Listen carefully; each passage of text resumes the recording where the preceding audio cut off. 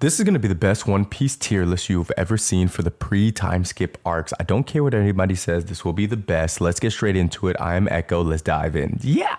Alright, so let's do this in the order that the arcs are actually listed over here. So the first one we have is going to be Alabaster. My thoughts on Alabaster were, it was a really good arc, honestly. Alabaster is a great arc with the conclusion of saving Alabaster, defeating Crocodile, everything that happens with Vivi. It is a good arc, but in my opinion, it's one of those arcs that One Piece suffers from being super drawn out, and a lot of people tend not to like the super drawn out arcs when it comes out to One Piece. In my opinion, Alabaster was a good arc, but it wasn't an S tier because of the length of the arc. And I had my own personal gripes with Alabaster, so honestly, I would throw it in the B tier for Alabaster. Next, we have Amazon Lily. Amazon Lily is the arc that takes place after Sabado Acapela when the Straw Hats get separated. This is the arc that introduces Boa, and we get to learn a little bit more about her. Personally, I didn't like this arc. I'm sorry, I did not like this arc. I did not care. It felt drawn out. It wasn't a bad arc, but it felt longer than it needed to be. I get it was setting up the stuff for Boa and letting us know at the end about Ace, but it didn't do much for me, and I'm gonna throw this one in the C tier. Alright, so next we have Allong Park. Allong Park is that arc that everybody in the One Piece community says, if you don't like One Piece by the time you get to Allong Park, I promise you it'll change your mind. And for a lot of people, Allong Park was the arc that got them to fall in love with One Piece a lot more. It wasn't that arc for me, but it was a really good arc, and I truly enjoyed Allong Park. Arlong was a great villain, the backstory for Nami, and a lot of the thematic themes in Allong Park were really good. So Allong Park is going to go into the A tier category. Next we have, the Baratie. Sorry, I couldn't see that. Next we have the Baratie. Man, the Baratie was an okay arc. There wasn't too much. Yes, we did get Sanji in the Baratie. Yes, we got to see Hawkeye versus Zoro in the Baratie as well. And we got to deal with Don Krieg a lot. Actually, now that I look back on it, it actually isn't that much of a bad arc. But it wasn't too memorable for me, aside from, honestly, the most memorable part of this arc for me was Zoro versus Mihawk, the I'll never lose again moment.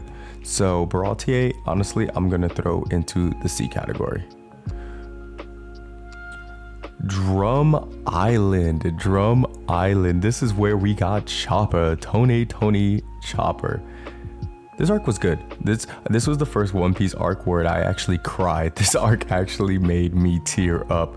I never thought I'd be so emotionally attached to a reindeer in my life. The Chopper backstory between him and Hero Look, the Hero Look line, when does a man die? When he is forgotten. And a lot of the things going on in that arc. Yeah, the villain of this arc was horrible. Like, I didn't care for Wapol or any of the conflicts happening too much in their overall country. But Hero Look and Chopper did carry this arc a lot more for me. But I can understand if a lot of people do not like this arc. So we're going to throw this in the C tier as well. Next, we have Enies Lobby. Nothing needs to be said. I'm sorry, guys. Enies Lobby is S tier. This was one of the greatest One Piece arcs, I can say. This arc was phenomenal. Everything in this arc was amazing. The rescuing Robin, everybody's individual fights, everybody's individual come-ups, the Soga King or Sniper King, depending if it's sub or W watch, the stuff with Usopp and the growth he experienced within that arc. Enies Lobby is an S tier arc. That arc is just phenomenal, and I'm not even going to debate that one. Next on the list, we have Impel Down. Impel Down was surprisingly a wacky, fun arc, but it was pretty good. It was honestly really good. In this arc, we go into the strongest prison. We reunite with Buggy, who I forgot all about up until that point. I had completely forgot about Buggy. We get to see Mr. 2, Bon Clay, the GOAT, the myth, the legend. We get to see who else was in there. Mr. 3, Crocodile, Mr. 1. That we meet Yvonne Claw in there. There's a lot of actual reoccurring characters that come back. Some older characters, some newer characters, and a lot of heartwarming, memorable characters that actually come within the Enies Lobby arc. So I really appreciate that, and I really like this arc. This arc is A tier for me. Next up, we have Jaya. Jaya introduces characters such as Bellamy, Nolan, and a couple of other people, but Jaya is just a transitioning arc to lead into one of the later arcs. It wasn't too interesting to me aside from little things here and there, so Jaya will have to go in the D category for me.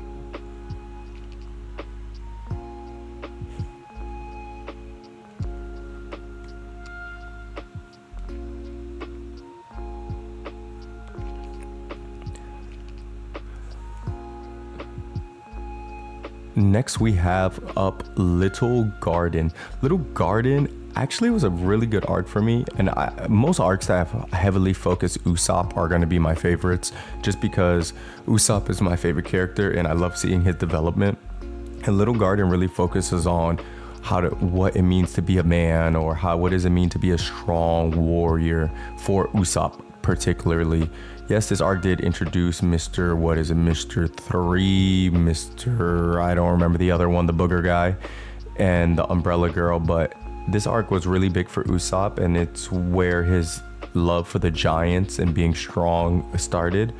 I understand it's not a great arc for a lot of people, and it is a little drawn out, but I do enjoy Little Garden, so we are going to throw this in a B category. Logtown was honestly just a transitioning arc. It wasn't long. It wasn't all that great.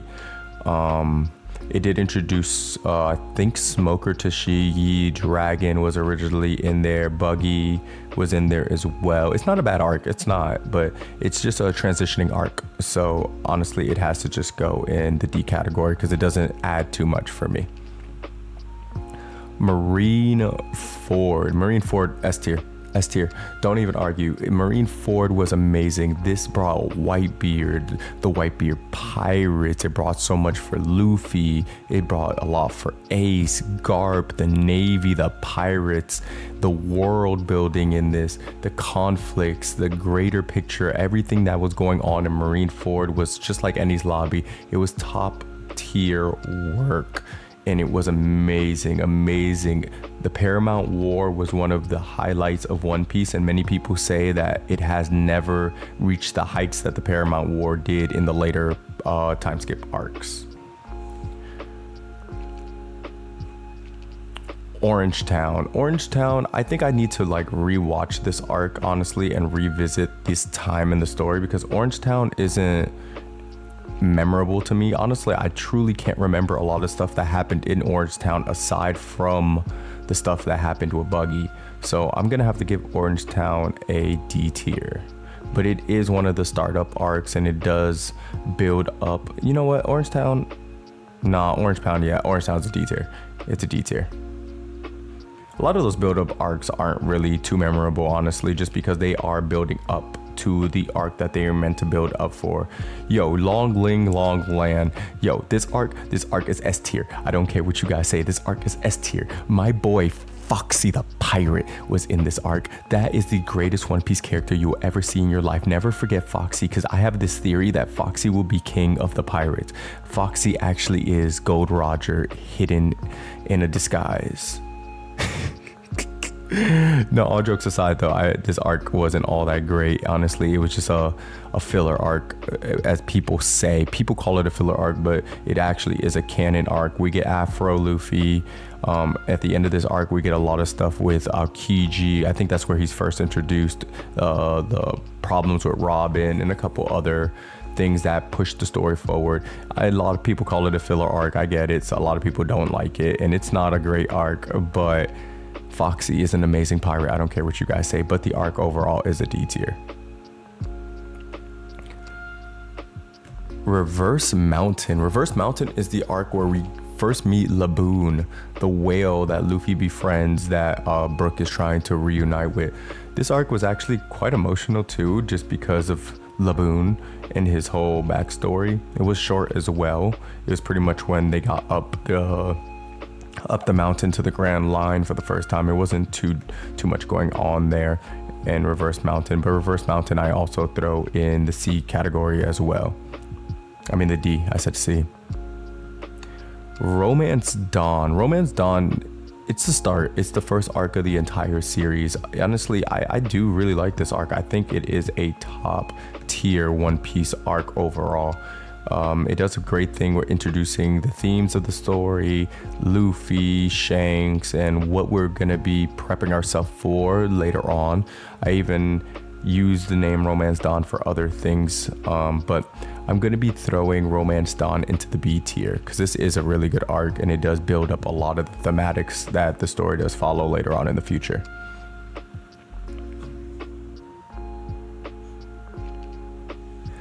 All right, we're getting down to the wire. We have Sabado Acapela. This arc is actually rated really high for me.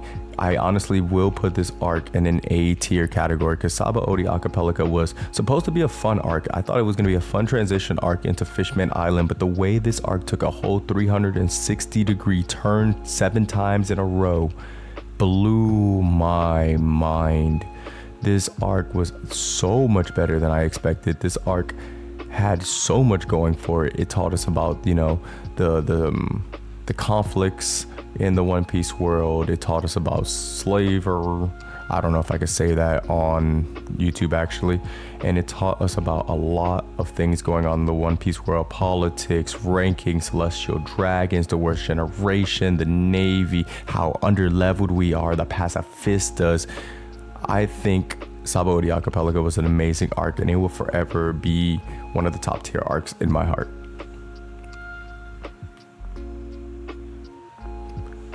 And the next one is another one that a lot of people tend to hate, but I love so much, and it's Skypia. Skypia is an arc that everybody, and I mean majority of the One Piece community I've realized, tell you to skip this arc, and I say don't you dare skip this arc. Skypia is an S tier arc for me. This arc introduces a lot of the things that move on forward. If you skip Skypia later on in the later arcs, you wouldn't understand how when Luffy has his conflict with Usopp, you wouldn't understand the things that he's using to fight. The dials, even his weapon in the future, Kabuto, is made from the dials. Nami uses a lot of the dial stuff, a lot of the stuff they learn there. There's so much in Skypia that people don't understand continue on in the story, and until this day are thematics and other in-world things that are brought up that you learn about in Skypia, even some of the weaponry and stuff like that. So I hate when people say you need to skip Skypia, because Skypia is not a skippable arc. It's not. Skypia is top tier, and I'm tired of people shitting on Skypia. Next we have Serup Village. Serup Village is the arc where we got Usopp, honestly, and it was a pretty good arc. Kuro was an okay villain. I still believe that man is coming back. I think he's coming back in the future. No spoilers for the manga readers, but I think Kuro's coming back. He seems like he didn't get arrested, so I'm pretty sure he's gonna come back. Oda always brings back old villains and characters. Look, we got Crocodile back. We got all these other people back. Kuro will come back. I believe he will come back into the story at some point. But Serup Village overall was an average arc. It was just a okay arc, so I'm going to throw it in the C tier category. Thriller Bark. Thriller Bark is a controversial one. A lot of people don't like this arc as well. I actually quite am fond of this arc. Most people remember this arc solely for the nothing happened moment with Zoro, which was a good arc. We also get introduced to Brook in this arc, which is really good, but I can see why a lot of people don't like it. I tend to like more Halloween horror based stuff, so I think it just holds a different place in my heart because of the theme of the whole arc. But I understand why some people don't truly like this arc, and I will throw it in the B tier category solely, mainly, primarily because of the nothing happened moment, the Bartholomew Kuma moment, and introducing Brook and his backstory. And when he joined the team, that whole "I'm so happy to be alive" thing and him cry, I just like that. All right, we're on the last two, and I'm going to save one so that Whiskey Peak. Whiskey Peak is the one that introduced that booger dude, I'm pretty sure. And honestly, I don't barely remember anything from Whiskey Peak. So I'm gonna save you guys the time, and Whiskey Peak is a D tier for me.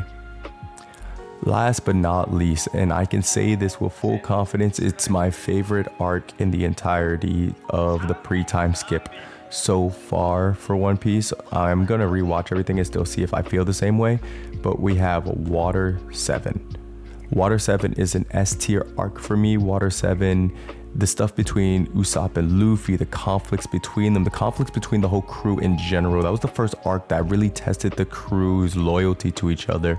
And when Usopp left, everybody was having doubts and everybody was going through separate conflicts. This is when Robin left and everybody thought she betrayed them. Usopp left because he felt unworthy of being on the team. They lost the Going Merry as well. The Going Merry was out of commission. Frankie joined he joins technically in the following arc, Enies Lobby after, but even Frankie's introduced here. So many things in this arc were just chef's kiss, introduced at the right time, and I highly appreciate that. So that is my One Piece pre-time skip arcs. So let me know, what is your list? How do you have the pre-time skip arcs listed? What do you like? What do you hate? Do you agree? Do you disagree? What's your favorite and what's your worst? Let me know in the comments below. And if you're new, like and subscribe. I am Echo. Into the next One Piece or anime video, since it seems like I'm a One Piece YouTuber at this point. Peace out.